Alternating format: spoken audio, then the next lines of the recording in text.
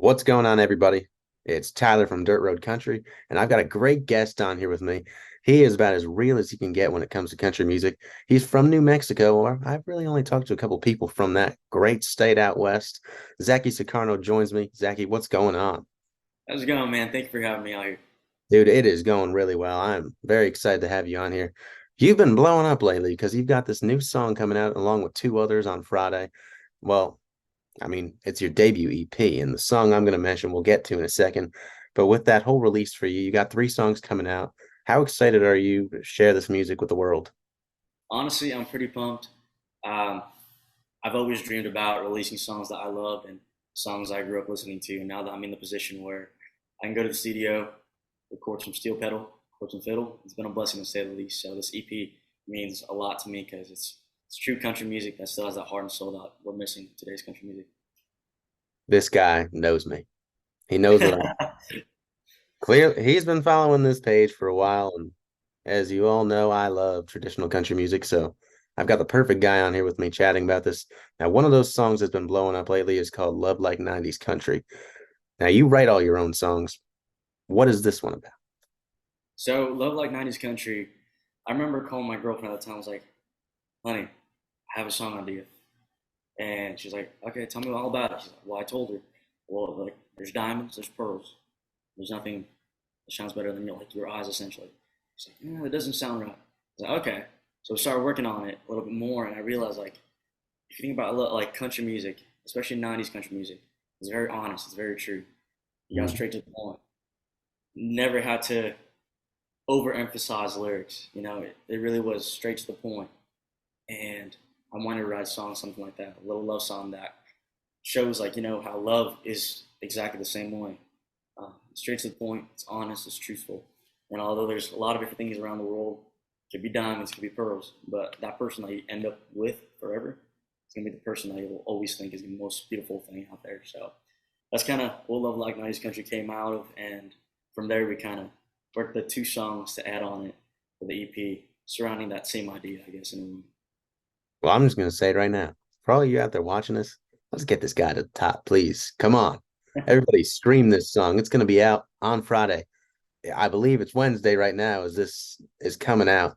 And as you're watching this, I want to ask Zachy about his songwriting process because I'm a big fan of songwriting. I mean, country music's all about storytelling. It's all about really just everything that goes into all different emotions, from sad songs, happy songs, to those bar honky tonkin songs. So I've seen all different videos of you posting faster songs, stuff like that, and to a song like Love Like 90s Country. Do you have any particular process that you go through to write a song? So every single time I write a different song, I kind of think about the greats. I grew up listening to a lot of Tracy Lawrence, a lot of Keith Whitley, George Strait and stuff, and I thought about their writers like Dean Dillon and such. I was like, you know what? Let's write a song that's like Keith Whitley today, or let's write a song that's like George Strait, and we'll go off of that. From there, we're like, you know what? Is it a love song?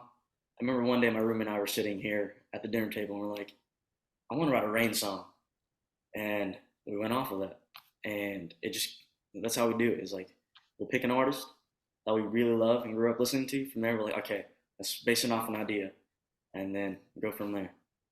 Man, I've never met somebody that speaks my language so much on an interview. Thank you very much. Oh, it is a pleasure having you on here. What are three It's songs a you pleasure to be wish here. you wrote? Because clearly you seem to know everything, and well, really that I listen to. So Yeah, so three songs I wish I wrote. One of the songs for sure on that list is one of my mom's favorite songs, and it's "The Chair" by George Strait. Definitely wish I wrote that one. It's just beautiful. It's honest. It's just great. It's country gold, as purest. Another one probably would be another George Strait song, and probably be lost my train of thought. There's so many of them. Like my favorite movie is Pure Country, so anything from that whole entire film album, I wish I wrote. And another 31 years. 31 years this week that album came out. say From again. the soundtrack to the movie came out 31 years ago this week. I know I saw that. It's crazy to think. Time flies. But last song probably would be "I Let Her Lie." Okay, okay. There. Now, those are three songs you picked, and clearly, as I've been saying, you know all your stuff about country music. Growing up in New Mexico, I mean, New Mexico is a very rural state, and from what you've described to me, I've never been there, but how did you get into country music to start off? Because, I feel like down in the Southwest and West Texas and all that kind of stuff, it feels like from an outsider's point of view that the country music is just kind of a given when you're doing all that stuff. So how did you initially get into the genre, and when was that moment that you knew that you wanted to pursue it as a career? So, yeah, so growing up, I listened to a lot of different types of music. I mean, my dad was a big 80s, 90s music fan, a lot of 60s music. So I listened to a lot of blues, a lot of jazz, and a lot of country music. But around high school and around college, I started working out on the farms in New Mexico, specifically southern New Mexico. So one day I drive out to Hatch, New Mexico, 30 miles north, and then I drive 30 miles south the next day, working all those fields. And it was very lonely. It was dry. It was hot. I worked on these different fields, and music was kind of the thing that helped me through that. And specifically, old '90s country music, '60s country music. And I realized all the stuff that they're talking about in these songs, I'm doing on my everyday basis, working on these farms. And I think the biggest like turning point for me was around my senior year of high school, going to my freshman year college. I did like a talent show for the New Mexico State FFA conference, and I ended up winning that competition. And from there, I was like, shoot, people really do like old country music. It's not just a Yeah, new they song. do. So I kept pushing it from there, and I realized like I love the stories like Marty Robbins used to tell. All of his songs were all story based, or Tracy Lawrence and how a cowgirl says goodbye. Like the lyrics in those, I wanted to write those same type of songs, and I figured if I can write songs that people in my specific industry, like working on farms, blue collar jobs, can relate to, that's the type of music like I want to be run. I love it.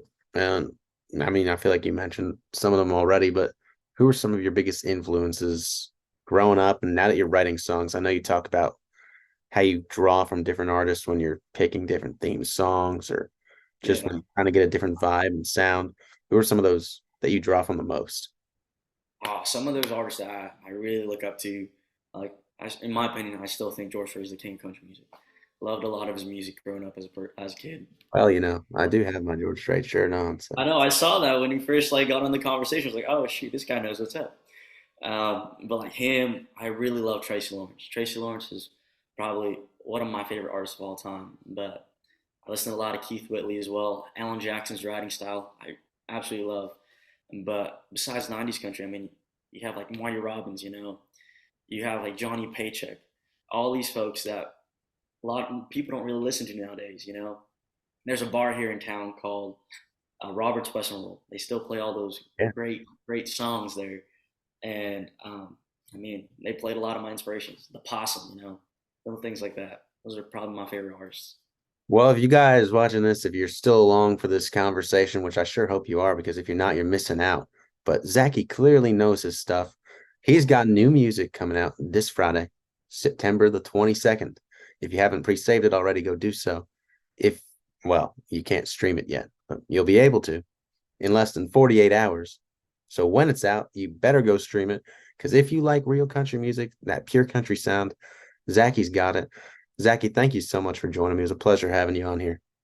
No, thank you for having me, man. It really does mean a lot. Absolutely. If you don't follow him on Instagram and the rest of the social media platforms, I believe his username is Dzaki Sukarno, just like that.